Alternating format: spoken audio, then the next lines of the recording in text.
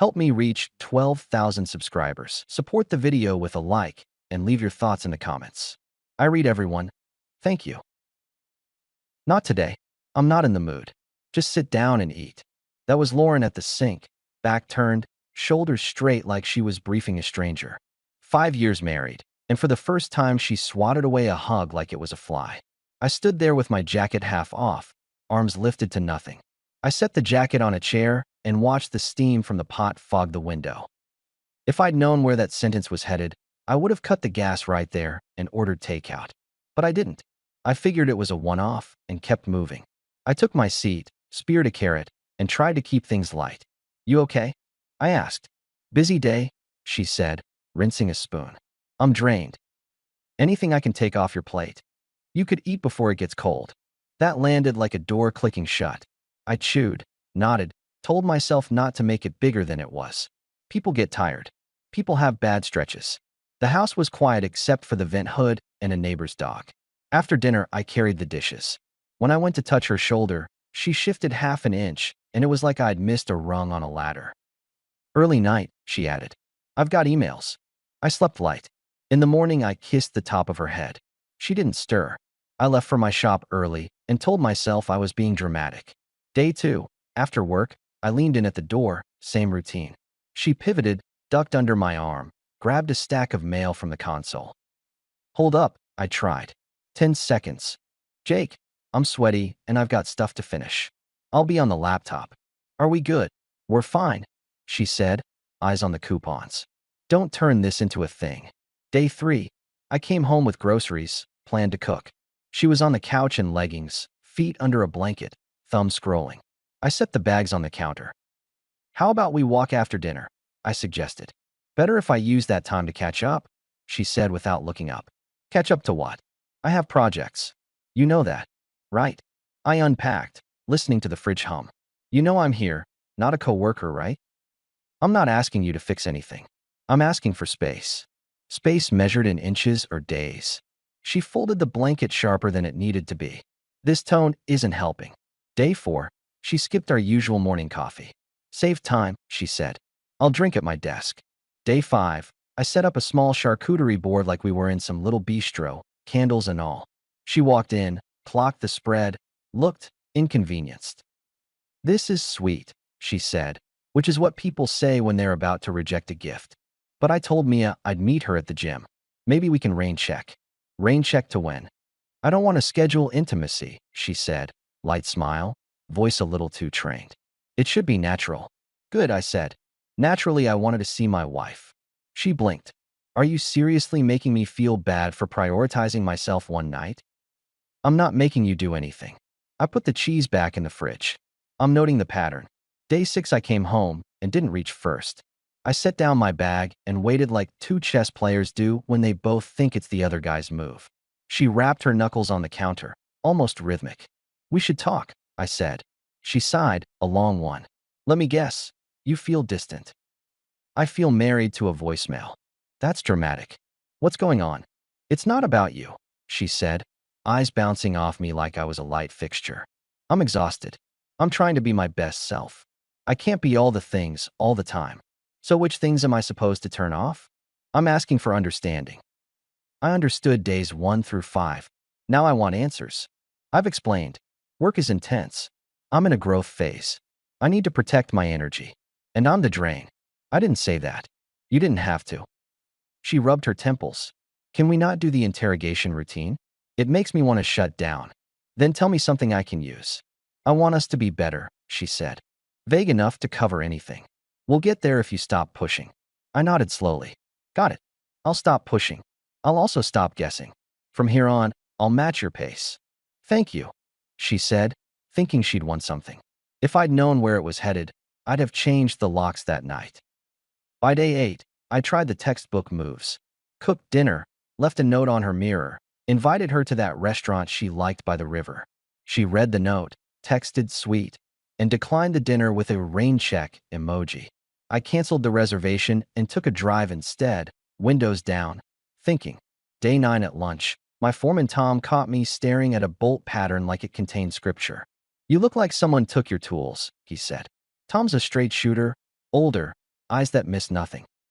House is weird, I told him. Define weird. Cold. Off. You ever have your dog stop wagging when you walk in? He made a face. Ouch. You say something? I asked. I got buzzwords. Tom wiped his hands. One advice. Go. Stop doing cute. Change the rules. People lean when you hold firm. If it's nothing, your line will reassure her. If it's something, you'll see quick. I nodded. I'm already leaning that way. Good. And Jake, don't let her train you to chase. That night I took initiative. New schedule, I told Lauren at the table. I'll be at the shop late 3 nights a week.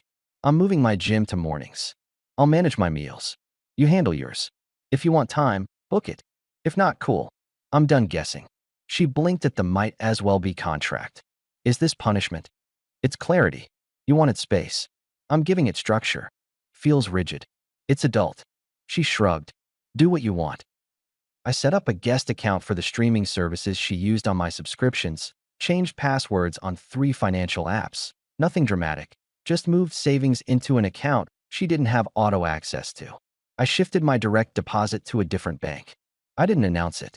I reorganized my closet into 2 sections and boxed the sentimental stuff. No yelling, no speeches. Facts. Day 10, she softened. That was the first turn. I came home to a casserole in the oven and a candle burning for smell, not mood. She set a plate in front of me like a waitress clocking out early. Long day, she asked. Standard, I said. I was thinking of you, she added, almost casual. I know I've been intense. Intense is a workout, I said. You've been absent. I'm trying, she said. This is me trying. I see effort, I told her. I also see a pattern. One dinner won't rewrite it. So we're keeping score now. No, I'm watching the game. She reached across, touched my wrist. It was deliberate. Let's reset. Friday movie? Your pick. Cool, I said, voice neutral. We'll see how Friday looks. That night, I slept in the guest room. No announcement, no drama. In the morning, she stood in the doorway, hair up, arms folded. What is this? She asked. Sleep, I answered. In there. Better rest. Jake, this is juvenile. It's respectful, I said. You asked for space. I'm holding it. She shook her head and left. 15 minutes later, a coffee in a travel mug appeared on the kitchen island with a sticky note. For your early gym. That was the softer play. I took it, said thanks, and kept the line. Day 12, Saturday afternoon, her friend Denise swung by. Denise is the kind of neighbor who talks with her eyebrows. They stood on the porch and pretended I couldn't hear through the screen. Is he mad? Denise asked. He's rigid, Lauren replied. I thought you liked structure. Not this kind. He's playing some lawyer routine. You could just give him a weekend, Denise suggested. It's not about weekends, Lauren said. I don't know. Then a lower tone I didn't catch, followed by Denise's little hum that says she knows exactly. I stood there washing a pan that didn't need washing, and a sentence formed in my head. People who are where they want to be don't need to whisper. Day 13, I tested my own rule and asked once, concise, in the kitchen. You want to fix this or keep it vague? I said, leaning on the counter. Jake, she answered, voice flat. I'm not doing performance reviews on our marriage. That's not what I asked. You're being controlling. I'm setting a standard, which is, affection isn't a chore. If it feels like one, say so. If it's not there, we stop pretending. I'm not having this conversation every night. Me neither, I said. This is the last time I bring it up. She pulled her phone. I have calls. Of course you do. Day 14, the shop was slammed. Around 3, I stepped into the tiny office and shut the door. I'd already had a name in my phone for a week. Mendez, a private investigator a contractor friend used when a supplier was skimming. I didn't love the idea. I like solving my own problems. But the point wasn't theater. The point was truth. When he picked up, I said, I want confirmation. Clean, quiet, documented. Spouse, he asked. Yeah. How long? 2 weeks of distance. New phrases. New schedule. A softness when I pull away. You want me to say what you already know? He said. I want you to send me what I can't unsee. He grunted. Got it. Patterns like to leave footprints. I'll ping you when I have something. We met in a parking lot near a grocery store. Mendez were playing clothes and shoes you could run in. He asked for a week. He took a photo of the car, learned her routine. I went back to my day job and stopped arranging date nights. Day 15 to day 17, Lauren escalated in a different direction. She started joking about my rules at dinner in front of people. We had Tom and his wife over for burgers. Tom noticed the guest room bed made up. "You two rearranging?" he asked, looking between us. Jake moved out to strategize his sleep. Lauren chimed in, grin that didn't reach the eyes. "He's very serious now. We have forms." Tom looked at me. I held his gaze. "I like rest," I said. "Makes me less agreeable to nonsense." Tom smirked. His wife coughed into a napkin. Lauren topped off her water. "Don't worry," she added to the table. "I'll file a requisition if I want a hug." "Great," I said calmly. "I sign in blue ink." She expected me to flinch. I didn't. I flipped the burgers, set them down, and changed the subject to Tom's fishing trip. Public line drawn, no voice raised. That was one of my rules. I won't be the mess.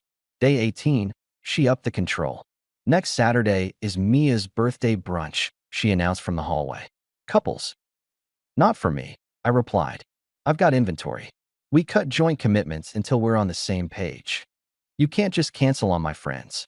"I'm not canceling. I'm declining. This makes me look bad." "You did that when you started passing out IOUs for affection. You're punishing me. I'm managing my time." That night she came to the guest room door, more measured. "I didn't mean to embarrass you in front of Tom," she said. "You did anyway." "I was joking." "Your jokes have teeth. I can tone it down." "Do that." She hovered. "Do you want me to stay?" I looked at the bedside clock. "You want to stay, or you want to test if you still can?" She rolled her eyes. "Forget it." I let her walk. Day 19, Mendez sent me a location pin, then canceled it. "False alarm," he texted. "Work stuff." I went back to installing a lift gate like nothing was happening. My jaw felt like it was made of steel. I refused to have a scene with a man on a ladder and a torque wrench in my hand. Day 20, an olive branch from Lauren. "How about I come by your shop with lunch?" she texted. "I want to see your world." That was new.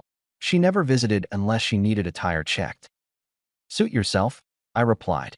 She showed up with a brown bag and a bright tone. "Hey boys," she said to my guys, doing a little wave. Tom watched her like she was a rare bird. Lauren set the bag down on my workbench. "I brought that salad you like." "I eat what's near," I said, but I took it. She looked around like she was collecting points. "This place is very industrious," she said. "That's the goal," Tom said. She leaned toward me. "I've been thinking," she added in a low voice. "We got off track. I can meet you halfway." "You can meet me on respect," I said. "I'm here, aren't I?" "You're here after I moved out of the bedroom and stopped attending your events." She smiled like a politician.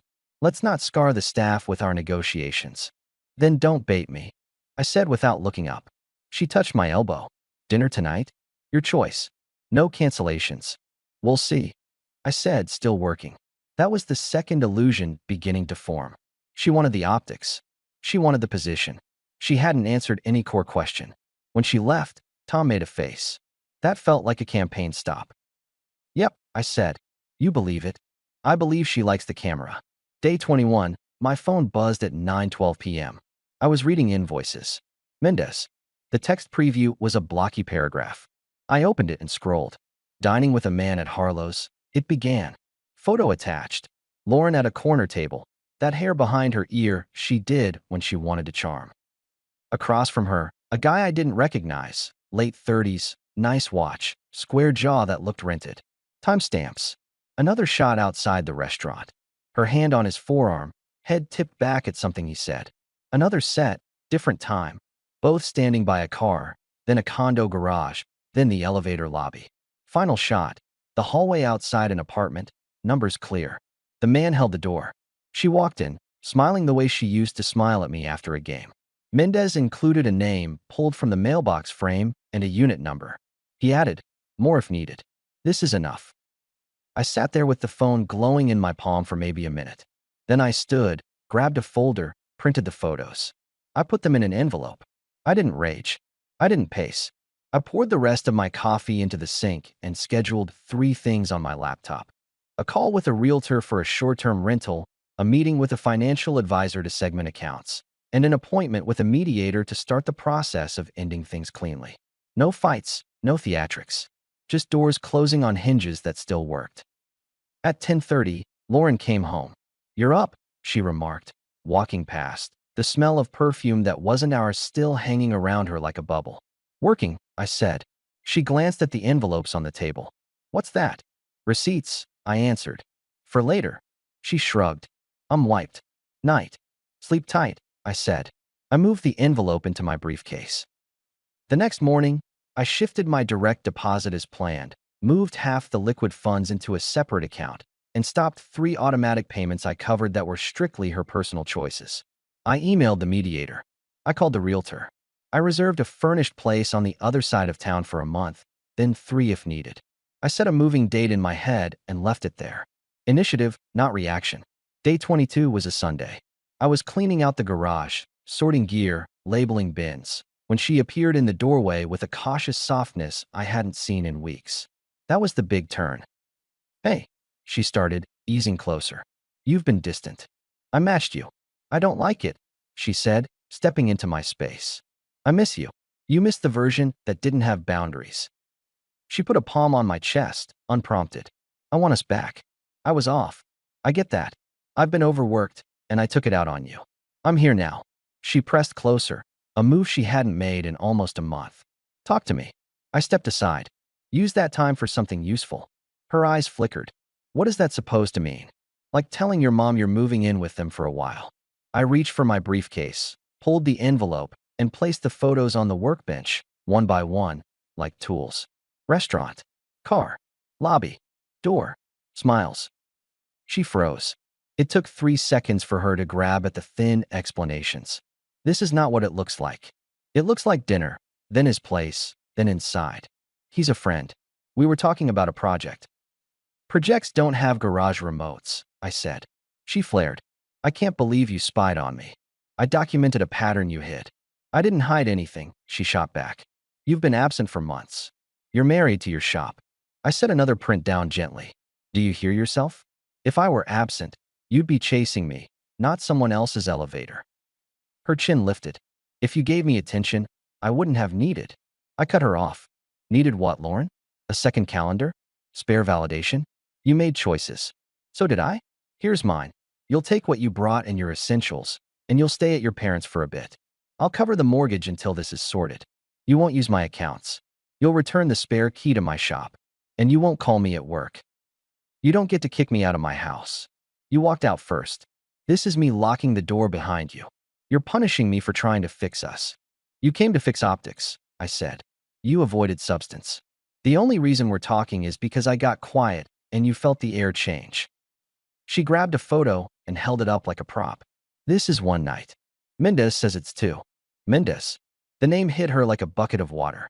"You paid a stranger to follow me?" "I paid for clarity. You were eating words. I prefer pictures." She tossed the photo back down. "You think you're so controlled. You think that makes you noble. It makes you cold." "Sober," I corrected. "It took me 3 weeks to get here." "That's patience." She paced once. "You can't make these calls unilaterally." I just did. "There's a suitcase in the bedroom. Use it. I'll be here. I'll be calm. You have an hour." "You're unbelievable." "I used to believe a lot," I said. "That's over." She tried a different route. "This doesn't have to be permanent. We can reset. We can do counseling. We can plan nights. We can." "You had nights," I said. "You scheduled everything but us. You're not even giving me a chance." "I gave you 22 days," I answered. "And 5 years before that." She pulled her phone out, maybe to call Denise for backup. I picked up a box cutter, opened a fresh set of moving labels, and wrote her last name on one. I slid it toward her. "You're serious?" she breathed. "Very." She went quiet for a full minute. Then she tried the last lever. "He means nothing." "He meant enough," I said calmly. "Take the box." She took it. While she packed, she kept up the running commentary like a sports announcer whose team was losing. "I put my career on hold for you," she called from the bedroom. "You paused," I answered. "I built." "You only care about control," she said, passing through with hangers. "I care about respect," I replied. "You can't fake that." "I was lonely," she said. "You were bored," I said. "Different problem, different fix." "What am I supposed to tell people?" she demanded. "The truth. Or something polite. I won't be there to audit." She rolled the suitcase to the door like she was checking out of a hotel. On the porch, she turned and squared up. "You're making a mistake," she declared. "You're throwing away a marriage because your ego got bruised." "My ego is fine," I said. "It's my respect that's non-negotiable." She lifted her chin. "You're not as special as you think." "I don't need to be special," I said. "I just need to be respected in my own house." She held my gaze another moment, then walked to her car. She didn't slam the door. She left like she always did, measured, image intact. The car eased away. I stood there long enough to watch the taillights turn the corner. Then I went inside, opened the drawer with spare keys, and set hers aside. I sent 2 emails, one to the mediator to confirm the appointment, one to the realtor to say I'd take the rental sooner. I texted Tom, "Change in plan. Need you Tuesday with your truck." He replied with a thumbs up and got you. That night, the call started. First one at 9:15.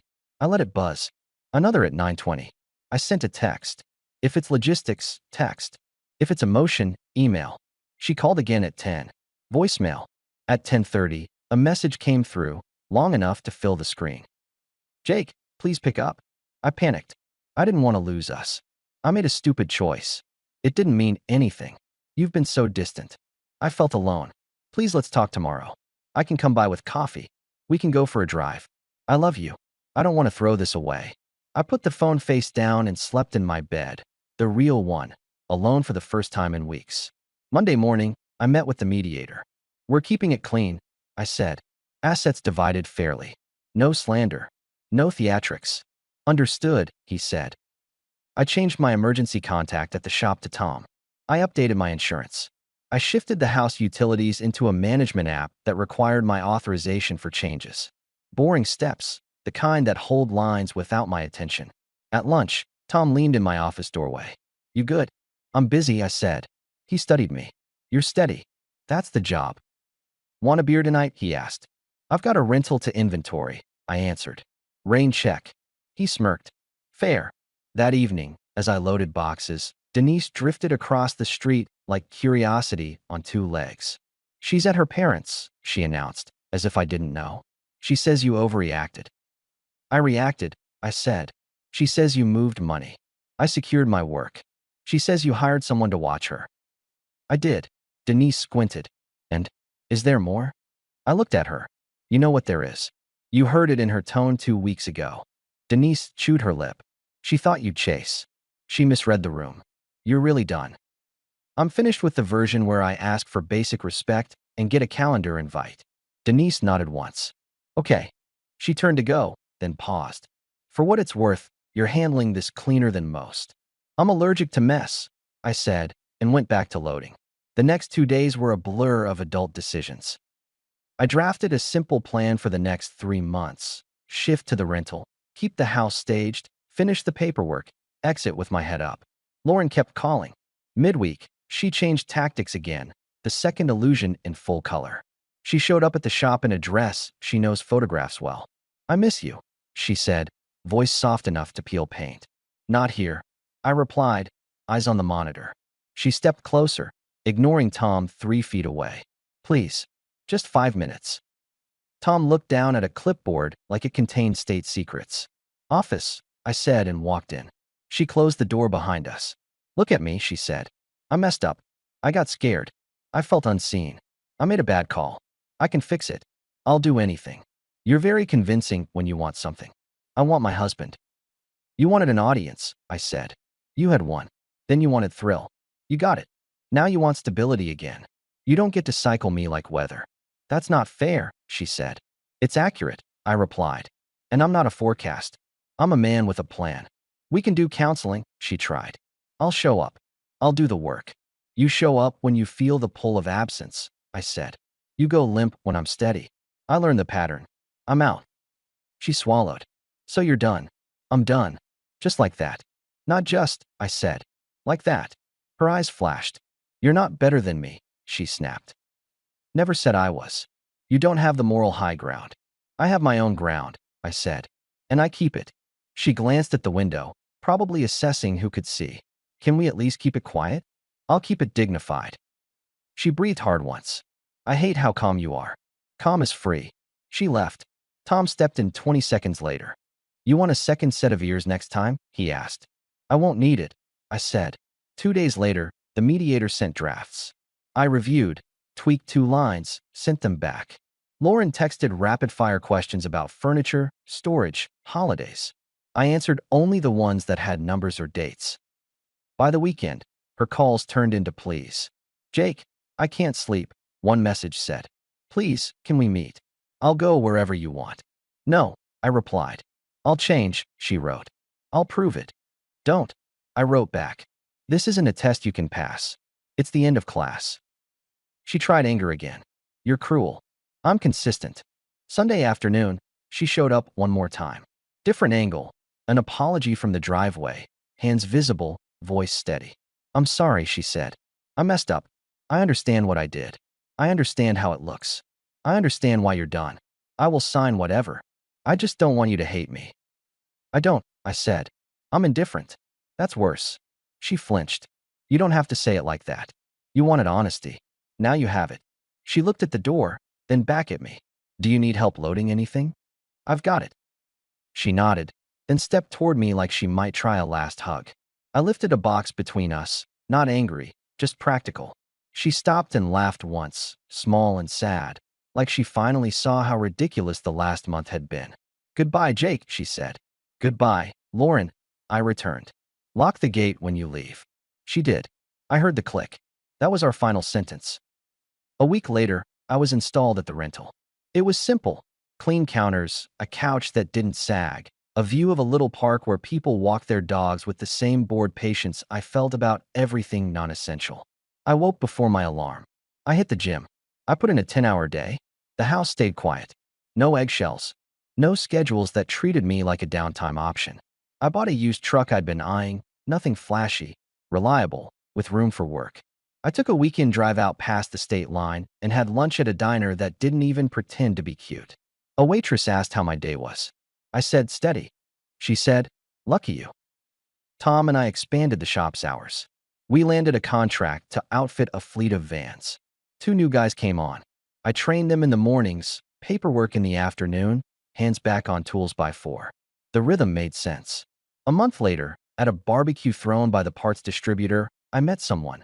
Maya, a physical therapist who laughed with her whole face and didn't ask me to read her mind. We talked about small things, music in the garage, why some people hate Mondays, the best way to fix a squeaky hinge without waking a baby. It didn't feel like a test. It felt like human conversation. Lauren's name still came up sometimes, usually through the neighborhood chain. She's staying with her parents, someone would say. She looks tired. Denise texted once. She's not doing great. I answered. I hope she figures out her side. No gloating, just distance. When the papers finalized, I dropped the keys off with the realtor and took one last walk through the old place. I wasn't sentimental. I was thorough. I checked the windows, the shut-off valves, the labels I left for whoever came next. I stood in the kitchen where she told me to sit and eat, and I pictured that man at the restaurant, the photos laid out like a map, her shrug becoming a speech about my supposed absence. None of it touched me anymore.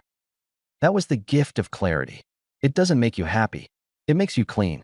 On my way out, I pulled the garage door till it clicked. Denise waved from across the street. You okay? She called. I'm good, I said. You look lighter. Must be the new truck, I deadpanned. She grinned. Take care, Jake. You too.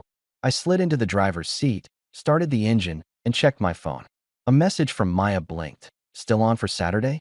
There's a small farmer's market by the park. Still on, I replied. Text me the time. On impulse, I sent one last text to Lauren. Not a paragraph. One sentence. A clean and deserves a clean line. Spend your time on something useful, I wrote. I finally am. Then I put the phone down, pulled onto the road, and didn't look back.